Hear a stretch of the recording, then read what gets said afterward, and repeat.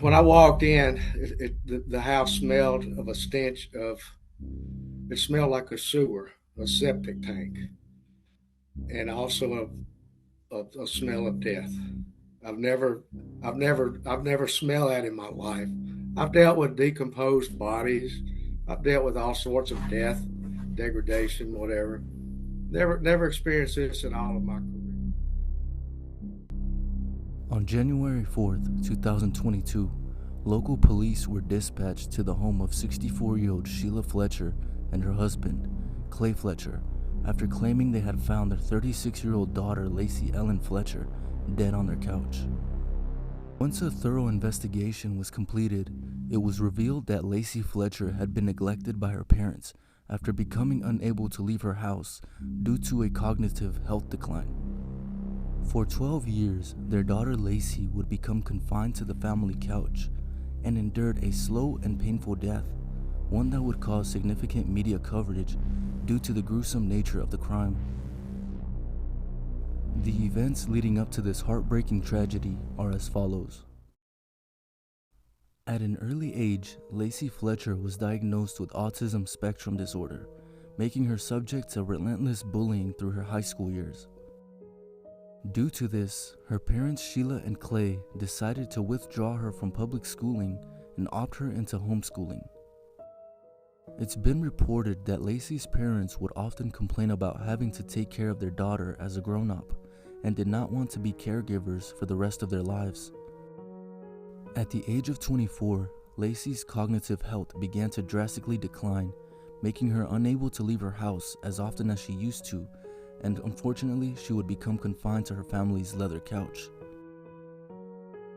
Sheila and Clay made the ultimate decision that would seal Lacey's fate.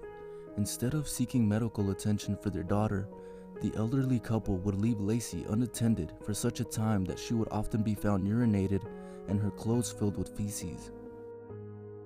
Rather than helping their daughter to go toilet, they would leave towels next to the couch and attempt to clean it from her body instead. The rest of the Fletcher home was clean and well kept, except for the couch where Lacey remained unable to move from the couch alone. Over time, Lacey's clothes began to no longer fit. Her shirts and pants would simply drape over her. This was due to her parents frequently leaving on vacation for days on end, leaving her home alone to starve, and shortly thereafter, her muscles and tissue would begin to decrease and waste away. At one point, bugs, maggots, and vermin began to eat at her extremities under the couch, leaving mouse droppings and maggots to thrive in the space. There were also signs she had been trying to lift herself out of the couch to avoid the pain, but due to severe malnourishment and weakness in her muscles, she was unable to.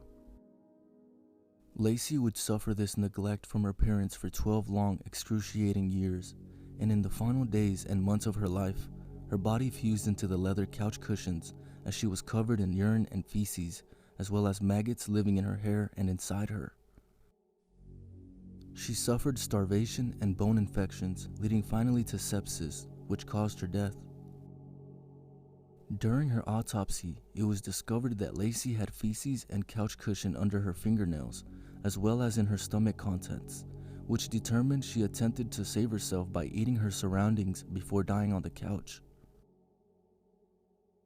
Sheila and Clay Fletcher would phone the police after stating they found Lacey's malnourished and partially clothed 96-pound lifeless body on the couch.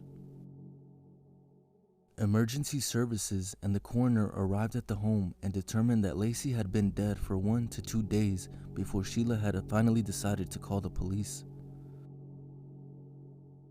Sheila and Clay lied to police, stating that it had been Lacey's own decision to lie in those conditions for 12 years.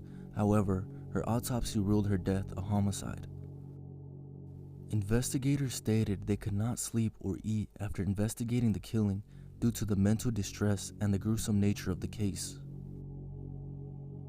Sheila and Clay pled no contest to reduce their conviction from second-degree murder to manslaughter. Had they been convicted of second-degree murder, they would have spent the rest of their natural lives in prison, but were instead given 20 years in prison due to pleading no contest. This is one of the most disturbing and unsettling cases of filicide in recent years.